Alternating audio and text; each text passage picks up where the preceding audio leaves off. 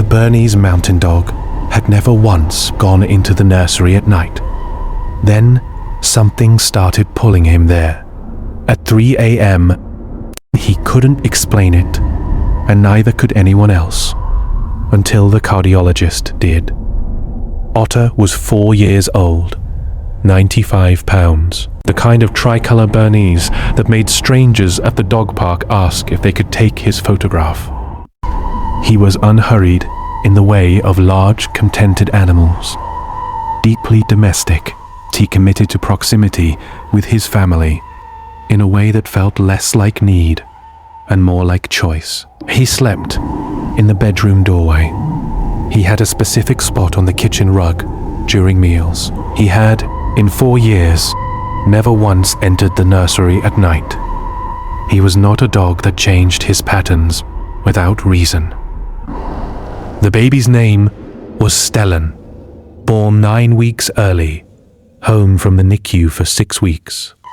He was small and responsive and had been given a clear prognosis by the neonatal team. His parents, Ingrid and Marco Soto, had come through the NICU period on the fuel of exhaustion and relief, and the specific determination of parents who have come very close to a line they don't want to think about. They had the monitors, they had the pulse oximeter, they had the cardiologist's follow-up appointment on the calendar for 8 weeks out. On a Tuesday night, Ingrid woke at 3:11 a.m. to the sound of Otter's nails on the nursery floor. She sat up. The monitor on her nightstand showed Stellan's oxygen reading within normal range.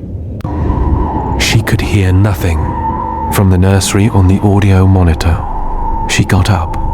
Otter was standing at the crib, not with his paws on the rail, standing at the side of the crib, face pressed between the crib slats. That wide Bernese face, too large for the gap, but pressed in as far as it would go. His nose was working, not casually, with the rapid, focused cycling of an animal reading something specific.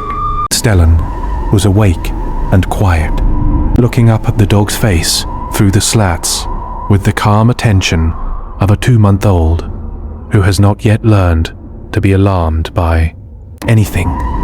Ingrid spoke Otter's name. He pulled his face back from the rails, looked at her, and then turned back toward the crib.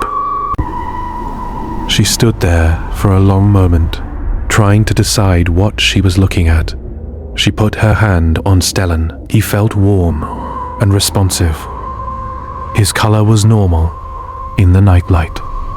She stood there for 3 more minutes and then went back to bed.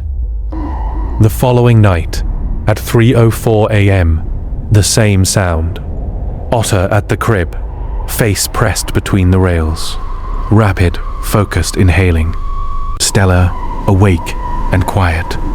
By the 4th night, Ingrid wasn't going back to bed afterward. She was sitting in the glider, watching Otter stand at the crib and trying to understand the frequency and the time. The pulse oximeter was showing normal. The visual check showed nothing alarming. And yet, here was a dog who had never once done this before, doing it at 3 a.m. Terrian, with a consistency that was starting to feel like information. She set the camera to record continuously. If you stay for stories about what animals sense, before we do, you're in the right place. Subscribe so you don't miss the next one. On the 9th night, she pulled up the footage and watched all 9 nights in sequence. What she saw was a pattern that had an internal logic she couldn't quite pass, but couldn't dismiss. Each time Otter entered the nursery, it was preceded by a period of slightly elevated respiratory rate on Stellan's monitor. Small, within technically normal range, but elevated relative to his recent baseline. Each time Otter stood at the crib and began his focused inhaling, The respiratory rate was near or at the top of the normal range. Each time Otter's vigil lasted longer, Stellan's readings were slightly higher. Each time Otter left the nursery before dawn, the readings had come back down. She brought the footage to the cardiologist's appointment. Dr. Viveka Arnoldsdottir, pediatric cardiology, watched the footage twice. Then she sat very still for a moment. Then she asked to run an extended cardiac monitoring study, a Holter monitor on Stellan, for 48 hours.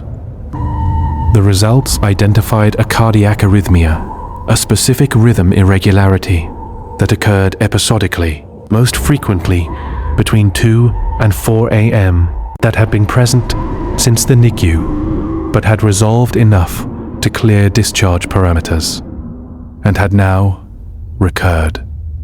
In Stellan's case, it was manageable with medication. In cases where it went unidentified, the risk profile for a 9-week corrected age premature infant was different from a full-term child. Dr. Arnoldsdottir said, "We would have found this at the next appointment." She looked at them, but the next appointment was 6 weeks out. And what you're showing me in this footage is a dog that was registering something in the physiological output of this baby for 9 consecutive nights, she said. The breath signature of cardiac irregularity includes compounds related to altered metabolism and increased autonomic output. Dogs have been documented responding to cardiac events in their owners. You have footage of one responding to a cardiac event in an infant before the monitoring equipment flagged it for 9 nights in a row. She paused. She said, "That is an early warning system. You should know that. Has your dog ever done something that made no sense until it was the only thing that made sense? Tell us in the comments." These stories deserve to be heard. Stellan began treatment. That week, the arrhythmia stabilized. The cardiologist scheduled monthly monitoring appointments. Otter stopped going to the nursery at 3 a.m. After the 4th night of treatment, he still slept in the bedroom doorway. He still had his kitchen spot. Some nights, if Stellan woke and made sounds, Otter would get up and stand at the nursery door and wait. He would come in if he was let in. He would stand at the crib, his nose would work, and then, mostly, he would exhale and settle back. The readings were normal. The alarm was standing down. Every guardian deserves to be recognized, even the ones who never asked for anything in return. If stories like this matter to you, subscribe so you never miss the next one. Stellan is 8 months old now. He is catching up on the growth curve in a way that makes Dr. Arnoldsdottir genuinely pleased at each appointment. The arrhythmia has not recurred at significant levels. He will be monitored until the age of 2. The next story involves a husky and a toddler and a wasp nest hidden in the wall of a playroom that no one had any reason to suspect. It was there. Otter still sleeps in the bedroom doorway. Some things don't change when the danger is over. Some things become the point.